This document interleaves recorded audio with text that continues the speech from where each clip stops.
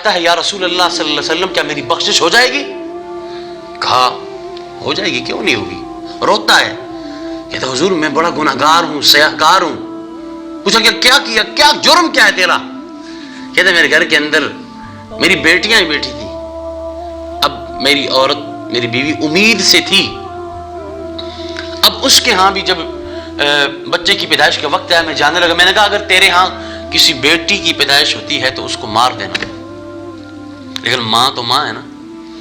تابش نے کہا تھا کہ ایک مدت ہوئی ہے میری ماں سوئی نہیں تابش، ایک بار میں نے کہا تھا مجھے ڈر لگتا ہے۔ کہتے میں بچپن میں تھا، میں نے کہا ماں مجھے ڈر لگتا ہے، تو میری ماں راتوں کو جاگتی تھی، میرے بیٹے کو ڈرنے لگے۔ تابش کہتے آج تو میں بوڑھا ہو چکا ہوں، مدت کہتے عرصہ گزر گیا ہے، سال بیت گئے ہیں، میں بوڑھا ہو چکا ہوں، لیکن میری ماں آج بھی سوتی نہیں، اگرچہ میں بچوں والا ہو چکا ہوں کہ میرے بیٹے کو ڈر لگتا ہے۔ بتائیں وہ ماں کیا اپنے بیٹی کو قتل کر سکتی ہے؟ کبھی بھی نہیں۔ جب باپ واپس آیا، آ کر دیکھا، اس نے کہا تو نے بیٹی ہے اور قتل نہیں کی اس کو، تو نے ابھی تک میں نے کہا تھا۔ بچی بڑی ہو گئی، باتیں بھی کرنے لگی خوبصورت، اور روایت میں یہاں بھی آتے اس کے پھول بھی جڑتے تھے، لیکن کیا کیا ظالم درندہ صرف انسان باپ تھا، اٹھایا کندھے پہ بٹھا کے لے کے جاتا ہے کہ آج اپنی بیٹی کو زندہ چھوڑوں گا، بولو نہیں، سو کے نہیں، جا کے بیٹھے۔ کہتے ہیں محفل تو سجا رکھی ہے واعظ نے، لیکن دلوں کی کمی ہے، نگاہیں تو بہت ہیں۔ وہ بیٹی کو کندھوں پہ اٹھا کے لے گیا، حالانکہ راستے میں گرمی کا موسم، عرب کا علاقہ آپ کو پتہ ہے گرم ہے، تو باپ کو وہ کہتی اور اپنی جو ہے نا وہ چادر سے اپنے کپڑے سے اپنے باپ کے پسینے کو بھی صاف کرتی، بٹھاتی، کہتی تھک گئے ہیں بابا جی بیٹھ جائیں، لیکن وہی درندہ صفت باپ جاتا ہے جنگل میں، جا کے گڑھا کھودتا ہے، گڑھا کھود کر کہتی بھی ہے بیٹی اس کے ابا جی کیا کر رہے ہیں، گڑھا کھودتا ہے، اس کی جو ہے پیشانی پہ وہ جو پسینہ آتا ہے، گرد جو ابھر کر لگتی ہے اسے بھی وہ صاف کرتا ہے، لیکن اس انسان وہ داہیہ قلبی کہتا ہے کہ اللہ کے نبی میں نے باوجود میری بیٹی کی الفت کے میں نے اسے کیا کر دیا، دفنا دیا، کیا میری بخشش ہے؟ یہ ہے قبض الاسلام۔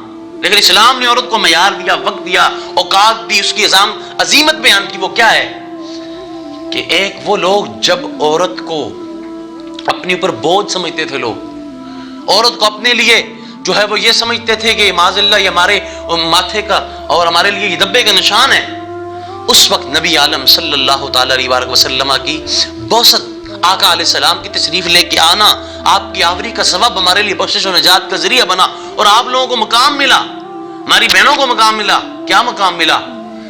کہ وہ عورت جسے بوجھ سمجھا جاتا تھا، روایت کے اندر آتا ہے، آپ نے سنا ہوگا یہ واقعہ، سیرت ابن شام نے لکھا کہ جب سیدہ فاطمہ الزہرا رضی اللہ تعالی عنہا تشریف لے کے آتی تو عام انسان کی بات نہیں کرتا میں، آپ نبی کی بات نہیں کرتا، امام الانبیاء، کیا لفظ کہا میں نے؟ نبیوں کے امام اپنی بیٹی کے لیے کھڑے ہو جایا کرتے اور پیشانی پہ بوسہ دیتے۔ تو بتاؤ وہ عورت جسے بوجھ سمجھا جاتا تھا اس کے لیے نبی برحق کھڑے ہوتے کہ نہیں ہوتے؟ تو اس میں عورت کو کیا ملا؟ مقام ملا، عزت ملی، شرف ملا کہ نہ ملا؟ کریم صلی اللہ تعالی علیہ وآلہ وسلم نے فرمایا کہ جس گھر کے اندر بیٹی پیدا ہوتی ہے، بیٹا پیدا ہوتا ہے، حدیث کے اندر آتے ہیں کہ دو فرشتے آتے ہیں، فنزل الملکین، دو فرشتے آ کر مبارکباد دیتے ہیں، اور جب جس گھر کے اندر بیٹی پیدا ہوتی ہے تو اللہ فرشتوں کی پوری جماعت کو بھیجتا ہے، کہتا ہے جا کر گھر والوں کو بتاؤ تمہارے گھر میں بیٹی آئی ہے، رب کی جانب سے رحمت آئی ہے، اس رحمت پر تجھے مبارکباد پیش کرتے ہیں۔ تو یہ چیزیں پیدائش سے لے کر پھر پیدائش کے بعد اگلا مرحلہ کیا آتا ہے؟ پرورش کا آتا ہے۔ تو نبی عالم صلی اللہ علیہ وسلم نے بڑی پیاری حدیث سرکار علیہ السلام کی، یوں آقا جان رحمت نے ہاتھ اٹھائے، ہاتھ اٹھا کر کیا کہا؟ فرمایا جس شخص نے اپنی دو بیٹیوں کو پالا پوسا بڑا کیا، ان کی تعلیم کا خیال رکھا، ان کی تربیت کا خیال رکھا، نبی کریم صلی اللہ تعالی علیہ وسلم کیا فرماتے ہیں؟ آپ فرماتے ہیں کہ پھر اس کی شادی کروائی، عزت کے ساتھ رخصت کر دیا، فرمایا جس طرح یہ دو انگلیاں جڑی ہوئی ہیں قیامت کے دن وہ بندہ جنت میں ایسے میرے ساتھ جڑا ہوگا۔